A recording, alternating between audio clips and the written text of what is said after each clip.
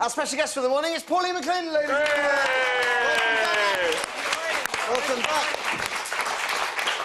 Do you know, I thought I'd go colourful. I was going to say, with a stunning dress. I mean, I keep looking down and think someone's spiked my tea. It's a colourful panel we have today. And I'm now going to call you Christopher Hitchcockish from now on. I like that idea, yeah. It's glad we got the hitch bit in there. Now, of course, everybody knows Pauline from her days as Mrs. Doyle in Father Ted, but away from acting, Pauline's been carving out a very successful second career as a writer. Her 7th novel, Missing You Already, comes out in paperback on Friday. And while I suppose you've got there's romance in all of the novels, there's also, this has got quite a dark centre, a sad centre, tragic centre. I suppose it does, yeah, because one of the characters has Alzheimer's, but I chose it as the disease that, it snatches away your history. And I'm really interested in who are we when we have no memories anymore or no history. And that's why, I think a lot of people latch onto that in the book. But, it's... Well, I suppose it's one of these things we hear a lot about of late. A lot has been said about Alzheimer's. Well, that's the thing. I mentioned it to people. I said, I'm going to write a book that's going to have somebody with Alzheimer's in.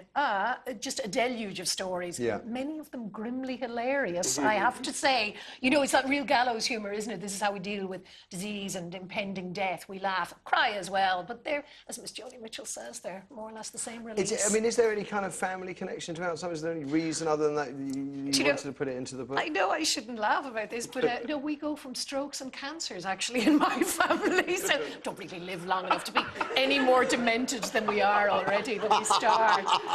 So, no, at the moment, no. None of us have managed our dotage. But you wouldn't know, would you? Well, no, by the time you realise, it'll be too late.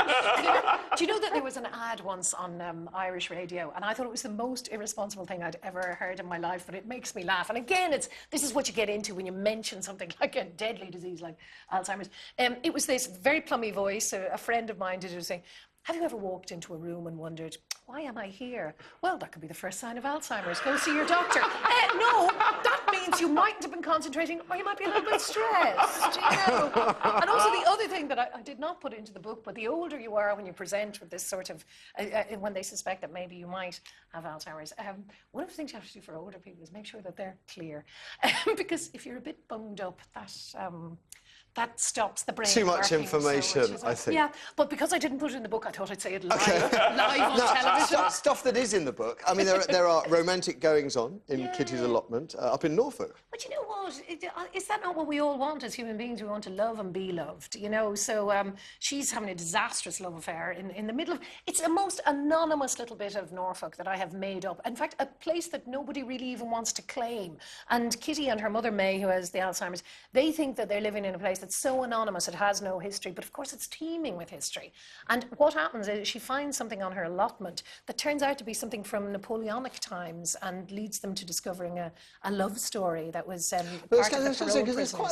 There's a few sex scenes in this. There's quite a lot of sex scenes. Something for the weekend, I can remember, had a lot. I always thought when I started writing books that sex had to be written pretty much on the spine of the book. And I think if you find any of mine, up until recently anyway, just open one up a third of the way through and 2/3, and you'll get Irving Welshry has... Is it sex that drives you to write, or what are you inspired by? No, it drives me to get up in the morning. So I'm married now, so that's all over. But what...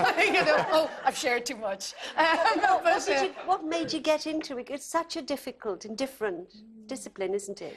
It is, really, because when you're acting, and I had spent longer acting, I was doing that for about 26 years professionally, but only about 10 years writing. When you're acting, you can kind of share the blame. You say, oh, they made me do it. It was the director. Yeah, it was the director, or the rest of the cast, they're giving me nothing. Whereas when it's a book, it's very much yourself. It's not as lonely a profession as you'd think. I mean, there are, banks of people waiting for it. Why did you get into it? What made you? Well, it's London, really, isn't it? Everybody's relentlessly creative. And I just thought, oh, do I have anything else? And it's kind of like you moonlighting for other papers.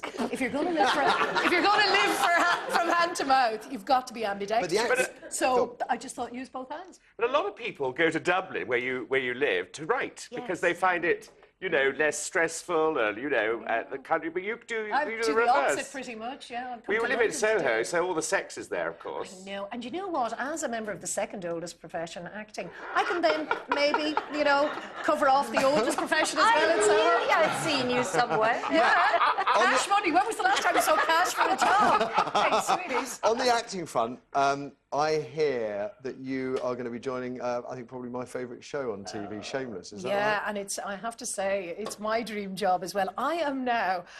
It sounds like I'm lying. It's like, oh, my 7th novel, Missing You Already, is out. That sounds like a lie. Yeah, I have joined Seamus. I am Frank Gallagher's new love interest. Are you now? Oh, yeah. I have to admit, I have... You make a beautiful there we are. couple. There we are. Isn't it beautiful? And, yeah, I've kissed Frank Gallagher, yeah, at this stage. Have you done it? So very nice you've too. started filming already? We have, I am the a really first sad episode. fan, actually. I have Yeah, to say. first episode's in the Brilliant, can, and it's So who do you play? explosive. Can you tell us who you play? Or? Yeah, I play a librarian called Libby, who's basically described in the script at the first place as a fetishist dream of what a librarian should look like. So, in fact, it's actually the most glamorous part I've ever played on television so far, notwithstanding that it's the Chatsworth estate. And, yeah, herself and Frank run into one another and discover love, and then something happens. It always does. It always does. And I'll be back later in the series, though. We won't see it till January. Now, it's 11 years since the third and final series of Father Ted first hit the small screens. And we've got a clip here. Pauline, sorry, Mrs. Doyle, meeting her idol, Owen McLynn. Funny, isn't it? I laughed out loud at that. You know what? You'd think I'd know better. We had 8 cakes with jumpers, identical jumpers baked into them. I'm like, how weird is that? And it did taste nice because I had a taste as well. Yeah, and it was just, it's the most amazing thing. A baker baked cakes with jumpers in for us. Could take off then. Well, yeah, I'm surprised actually that nobody's been offering them, because I do get a lot of people, you know, saying, offering me cakes with raisins in, and because they have no cocaine. That's an in-joke for Ted people, but, you know, so I got a lot of raisins. How long did it take you to get into Mrs. Doyle, makeup-wise? Well, because this morning, of course, you were just to get into this was 3 hours. Yasmin said to me, cement. I don't want to embarrass her, but she said, she looks much younger than I thought. Everybody, I mean, it's having that awful thing of being made up like 20, 25 years older than you are. Well, the sad thing was, all they really did was draw in the bits that have come over the years, you know, like all of those. And the suggestion of a moustache, believe me, that's here as well. You know, the years have not been kind. Yeah. But it's, yeah, I was 30 when I started doing Mrs. Doyle, yeah. So, I mean, it was kind of strange afterwards. I was never burdened with great beauty as a young actor, so I never got, you know, the sort of the glamorous leads, which is why Shameless, believe it or not, is a departure. But, you know, I was always playing the grannies or whatever, so it was nothing to me to face into Mrs. Doyle. But afterwards, people did get a bit confused. They said, bring me the lady from Father Ted, and I would walk in. And it was nice for a while, until they got used to looking at me. They'd go, no, oh, it is you. Yeah. What is Mrs. Doyle's first name? Is it? Because I've heard You see, there's a isn't rumour one. it's Joan, and no, she doesn't have one. Mrs. That's her first name, Mrs. Doyle. Who is Dolores? Because I was told to make sure you ask. Dolores. Someone said to me, make sure you ask Pauline, who is Dolores? Yeah, well... Who is Dolores? When Pauline goes out and she drinks too much, a lady called Dolores takes over, who's a bit pointy and likes to tell you where you've gone wrong. And the trouble with Dolores is that, although apparently she's my inner child running wild, she's not very nice, and she hates my husband. She hates Pauline's husband, really hates him, really thinks they should, you know, split. And as he said himself, the lovely Richard Cook, he said, well, but that is you, Pauline, so we don't let Dolores out anymore. Do you not? No. I think I might have married her. Yeah, you recognise her, don't you? Hey, you! Know what your problem It's like a Jeremy Kyle, isn't it? You, me. Do you know what we have to do with Dolores sometimes? People go... back in the holster. You know, it's incendiary. Let's have a question from our audience, please, Eric. Okay, I've got one lined up here from Anna. So what's the question? Hi, Anna. Yeah, hi. Is it true that you've just toured South Africa with the British and Irish Lions rugby teams? You play rugby?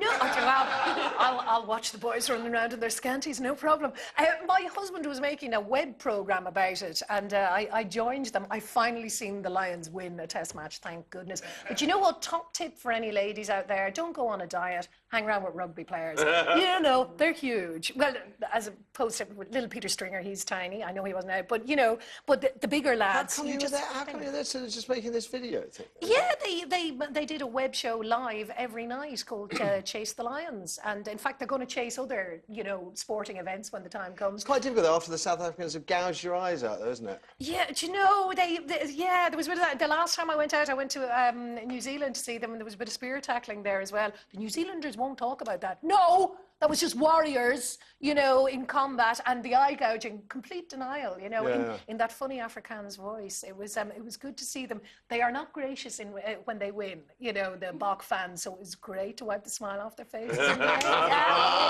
Plenty of smiles on our faces having you here, Pauline. Likewise, you guys at home. This is this morning's plot. We have one. First, we'll be going through the headlines. Pauline will take us through those. Our first talking point is retirement a human right? I think it should be fascinating. Should everyone have a chance to down tools, give up work, put their feet up and live on a pension at some point in their lives? Or has the recession and the needs of a growing grey-haired population put paid to that? Think about it, if pension funds can't keep up with demand, and they can't, do we have any choice but to face facts and accept that the luxury of retirement could soon be a thing of the past? Why should you be allowed to put your feet up and do nothing just because you're 65 when your local DIY store needs you? We'll have your calls on that first. After that, not under my roof, a good discussion. We've done it before. We're asking why don't more parents encourage their teenage sons and daughters to do it at home, and I think you know what it means. Sure, you might not fancy the idea of rutting teenagers going at it hammer and tongs while you're trying to catch 40 winks next door, but at least they'd be safe and have a chance to enjoy themselves without getting grass stains on their knees or a gear stick in the back. I want to go further. What about letting them drink alcohol at home or smoke pot? Logic dictates that they'll be safer at home with you getting smashed than out on the mean streets of Britain. What do you say? And finally, is anyone still watching Big Brother? What? Which one? Is anyone still watching Big Brother? Yes, yeah, OK. That's extraordinary. No one is talking about it, not even backstage on the show. One person, we've got one person in the audience. Hardly anything from the show makes it into the papers. Does this mean it's all over, that it's run its course? What happened? Did the great British public finally come to their senses? Or has Channel 4 somehow, I don't know, damaged the goose that laid the golden egg? If you are still watching Big Brother 10, or have decided to do something less boring instead, we'd love to hear your thoughts. And here's Kirsty to give you all the numbers. Kirsty. Thank you, Matthew. If you'd like to get in touch this morning, the number, of course, is 0207 173 5555. Calls will cost a maximum of 10 pence a minute, and that is based on a BT landline call. Mobile phone charges and other networks may vary. You can also email us, writestuff@5.tv, and if you'd like to send us a text, the number is 80088. Text messages will cost a maximum of 25 pence plus your standard network charge. Not all messages will be shown on screen, and do always remember to put TWS. And, of course, if you fancy a good old tweet this morning, then you can tweet us at twitter.com/5rightstuff. Thanks, Kirsty. After the break, Pauline's going to be taking us through today's headlines, including concern over the swine flu vaccine, the concern being when are we going to get it, and what happened next when a bride's bouquet was thrown from an aeroplane window. Find out after the break. According to today's Daily Mail, which romantic gesture do women most want from their partner? A romantic text or email, breakfast in bed, or a surprise?